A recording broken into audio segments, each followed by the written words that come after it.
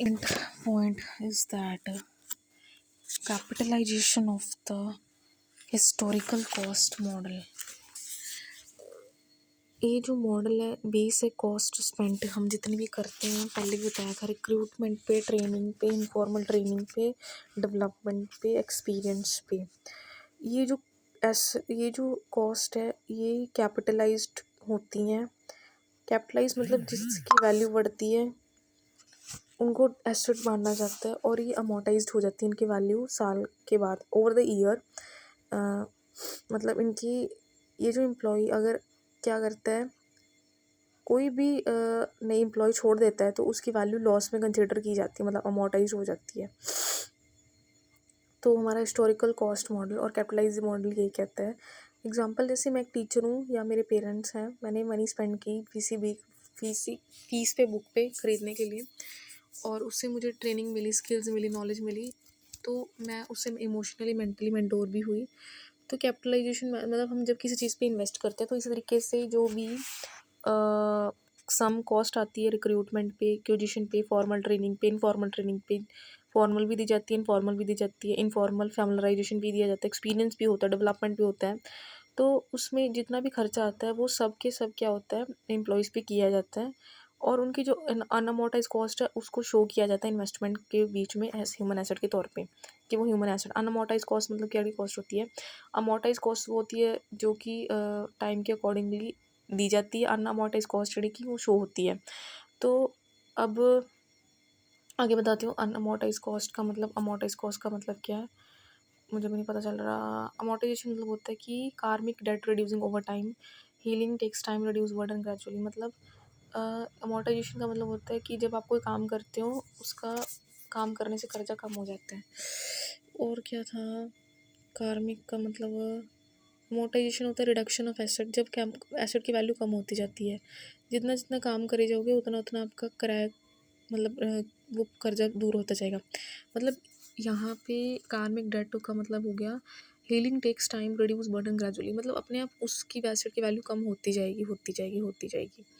तो अनअमोर्टाइजेशन का मतलब क्या हुआ फिर उसके आप खुद माइंड यूज़ कीजिए अपना। अनमोटाइजेशन रिमेनिंग वैल्यू नॉट अमोर्टाइज, जो कि मोटाइज ही नहीं होती है, जो कभी ही नहीं होती है। तो इसका मतलब क्या हुआ अनअमोर्टाइज का मतलब, इसके बीच में देखते हैं आप। अनअमोर्टाइज मतलब मुझे लगता है अनअमोर्टाइज का मतलब क्यों नहीं लिखा, नहीं लिखा। अनअमोर्टाइज का मतलब जो कि सिर्फ शो की जाती है, जैसे कि मैंने बताया ना कि इन्वेस्टमेंट शो होती हैं। तो मैं कहाँ पे थी वहीं पे आती हूँ। जैसे मैंने किसी पे टाइम लगाया, मैंने मेरे एम्प्लॉयज़ पे काम लगाया, तो कंपनी ने राइट ऑफ कर दी उनकी अनअमोर्टाइज एसेट क्योंकि कंपनी के एम्प्लॉयज़ ने जल्दी छोड़ दिया था। मतलब क्या हुआ कि अगर उस पर्सन की एसेट मतलब उसके काम करने की ਜਿਹੜੀ वैल्यू है वो कम हो रही है तो उसको अमोर्टाइज बोलेंगे, अगर नहीं हो रही तो उसको शो कर देंगे। मतलब एक और बताती हूँ, जैसे कि फॉर एग्ज़ाम्पल अमोर्टाइज का मतलब होता है कि किसी भी एसेट की वैल्यू कम होनी है ना, यही था ना। एक मिनट मुझे देखना पड़ेगा। Karmic debt reducing over time, karmic debt reducing over time, healing takes time, reduces burden gradually. Healing time लेती है बर्डन को कम करने में, उसी तरीके से जो हमारी अमोर्टाइजेशन कहाँ गया, अमोर्टाइजेशन मतलब ग्रेजुअल, धीरे धीरे धीरे धीरे धीरे एसेट की वैल्यू कम नहीं पड़ती जाती, उसके रेट कम होते जाते हैं। तो उसी तरीके से ही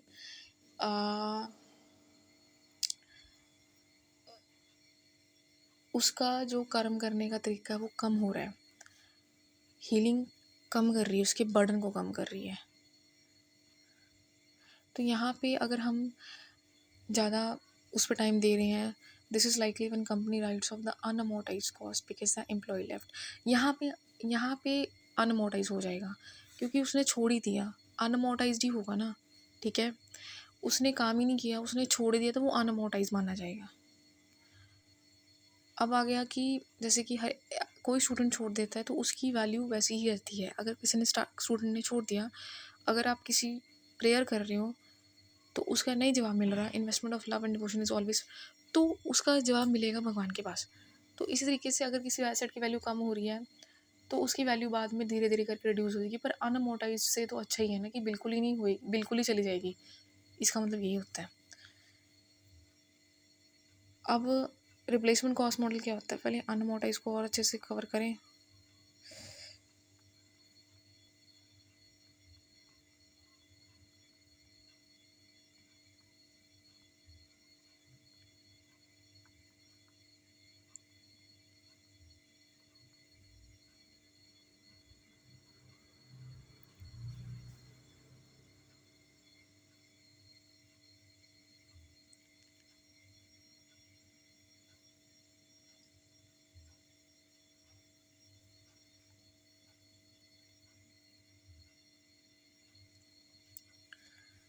इसका मतलब लिखा है remaining value of the asset, remaining value the cost of human resource not at return of, return of नहीं हुई है, रिटर्न ऑफ नहीं हुई है, अनअमोर्टाइज्ड ही है, अनअमोर्टाइज्ड ही है।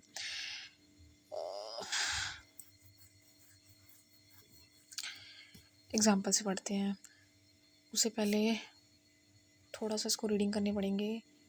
आपने किसी एम्प्लॉय को ट्रेनिंग दी है, उस पर पैसा लगाया है, मनी लगाई है, आप उसे एक्सपेक्ट कर रहे हो कि 5 सालों के अंदर अंदर वो आपको आपके पास रहेगा, है ना। 2 सालों में छोड़ के चला गया, आपकी टोटल कॉस्ट 1 लाख की थी, आपके 20,000 अमोर्टाइज हो गए, चले गए। दो सालों में कितने चले गए, क्योंकि वो 2 साल ही रहा था। मतलब जितनी कॉस्ट पड़ी अपने को, कितनी कॉस्ट पड़ी, 40,000 पड़ी, क्योंकि आपने उस 20,000 1 साल का करा था ना, 5 साल का एग्रीमेंट तो 1 लाख ही हो गया। तो आपके पास सिर्फ 60,000 अनअमोर्टाइज, अनअमोर्टाइज का मतलब जी कॉस्ट पड़ी रहती है, जी कभी भी जाती नहीं है। अनअमोर्टाइज का मतलब चलेगी ना। तो इसलिए यहाँ पे यही चीज़ लिखी हुई है दैट कार्मिक अफेक्ट, क्या लिखा था यहाँ पे,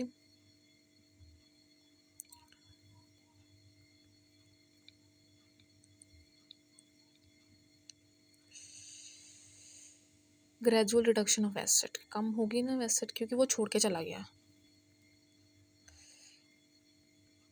यहाँ पे लिखा कार्मिक डेट, कम होगी कार्मिक की वजह से, वो चला गया छोड़ के, मतलब उससे कॉस्ट कम पड़ गई। तो बट जी अनअमोर्टाइज कॉस्ट होएगी वो तो रहेगी ना। तो it remaining an asset not at in return of, अभी नहीं रट खत्म हुई।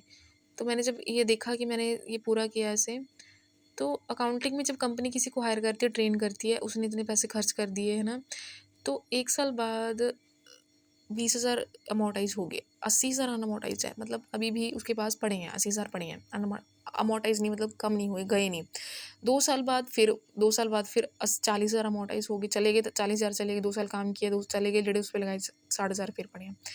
तो जो कि ऊपर वाली एग्जांपल में यही कहना था कि 5 साल के बीच में अगर 1 साल का अमोर्टाइजेशन का कॉन्ट्रैक्ट रहता है तो 20,000 जा रहे हैं, 80,000 फिर अनअमोर्टाइज जा रहे हैं, अगर 2 साल में जा रहे हैं तो 40,000 जा रहे हैं। तो इसी तरीके से ही उसी एग्जाम्पल को अच्छे से करा जब वो रहा था। अब इसमें क्या था, मैंने कंपनी किसी को हायर करती है ट्रेन करने के लिए, कंपनी अमोर्टाइज करती है कि वो 1 साल का खर्चा, 5 साल तक रहने का 1 साल का कितना खर्चा पड़ रहा है। मतलब अगर उसने 5 साल के लिए 1 लाख लगाया है, तो 1 साल के बाद 20,000 अमोर्टाइज कर रहा है वो, तो अगर वो छोड़ के चला जाता है तो फिर 80,000 उसके पास अमोर्टाइज पड़ते हैं। तो 2 साल के कितने पड़ेंगे, 40,000 पड़ेंगे। हम बढ़ते जाएंगे ना, अमोर्टाइजेशन बढ़ती जाएगी ना, क्योंकि 20 20 20 करके 5 साल के बाद देखेंगे ना कितनी पीछे वैल्यू बच रही है, तो वो अनअमोर्टाइजेशन हमारी लेफ्ट वाली वैल्यू होती है जो भी पड़ी है। ठीक है, क्या होते हैं पीछे पड़ी लेफ्ट वाली वैल्यू होती है जो पड़े हैं हमारे पास। तो जैसे कि फॉर एग्जांपल मैं टीचर हूँ, मैंने किसी को फ्री में गाइडेंस दी, टीचिंग पढ़ाया, 5 साल के लिए पढ़ाया, उसके बाद वो 2 साल के लिए चला गया, मैंने अपना टाइम दिया उसको, तो फिर मेरे पास वापस होना आएंगे। तो ऐसे ही होता है हमेशा, the part of your effort don't get to see bear fruit the this unamortized, जो कि कभी वापस नहीं होगी। पर भगवान के पास ऐसा नहीं होता, भगवान के पास हमारे पास वापस आता है। तो भक्ति में unamortized undelivered potential, even every one someone falls to of no wood effort goes with, भगवान जी तो ये कहते हैं, people reach you early, your expectation are not fulfilled.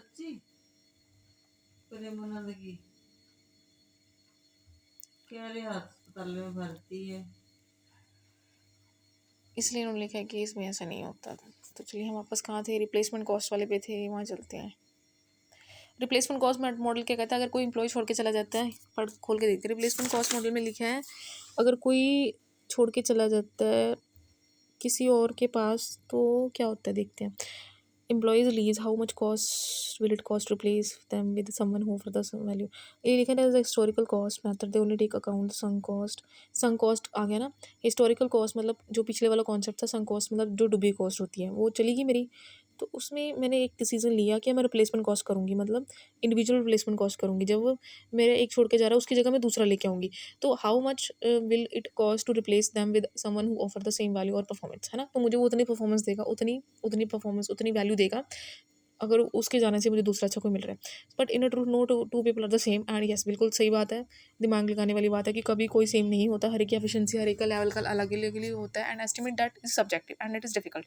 सो अब जैसे मैं बात कर रही हूँ ना कि अगर कोई किसी मेरे घर में डेथ होगी तो वैसे तो नहीं होगा ना, तो फिर उस एक के जाने से दूसरा उसकी नहीं ले सकते। तो रिप्लेसमेंट कॉस्ट मॉडल क्या कहता है, रिप्लेसमेंट कॉस्ट मॉडल ये कहता है कि real value is not measurable और आइडेंटिकल। इसमें ये चीज़ लिखी है कि that replacement cost model is that model in which the cost would incurred to replace its existing human resources is identical one. वो सेम नहीं होती है, it consist of two types. इसलिए उन्होंने टू टाइप्स की बता दी, एक individual replacement cost, positional replacement cost. तो बस इसमें यही लिखा है और कुछ भी नहीं लिखा। इंडिविजुअल में लिखा है कॉस्ट पड़ती है that is replaced individual by substitute who can provide the same set of services out of the individual being replaced. It refers to the cost of replacing set of services replace by official in defined position replacement cost to take count position cost. मतलब individual में बोला है कि उसकी उसी तरीके का एक पर्सन आ जाएगा जो ऐसे सर्विसेज देने लगेगा, पर ऐसा होता नहीं है, रियल में नहीं होता ऐसा। It refers to the cost, अगर पोजीशन में बात करूँ तो वैसे पोजीशन में वैसे परफॉर्मेंस में आएगा, वैसे काम करेगा। असली लिमिटेशन क्या है, लिमिटेशन पे बात करते हैं ना हम, तो लिमिटेशन तो उसमें बताया ही नहीं है। लिमिटेशन ऐसे देखने पड़ेंगे।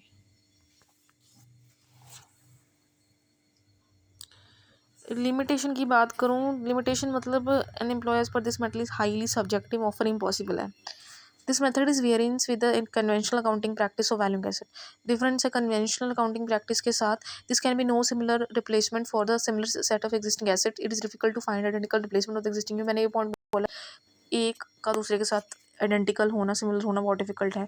The determination of replacement cost is value factor by the subjective consideration to a mark extent and therefore the value is like to different from person to person. The exist of the exit top management person में भी substantially change the human asset value. उसकी value change हो जाएगी, उसके आने से उसकी दूसरे की वैल्यू चेंज हो जाएगी, उसकी उतनी वैल्यू नहीं होगी, या पहले वाले की जितनी थी उसकी दूसरे वाले की नहीं होगी, अगर दूसरे वाले की उतनी है तो पहले वाले की उतनी है। तो ऐसे रहेगा कि इसमें रिप्लेसमेंट में इसलिए रिप्लेसमेंट की जाती है ताकि हम ऐसा कर लें, पर उसकी कॉस्ट डिफरेंट ही पड़ती है। आई होप ये समझ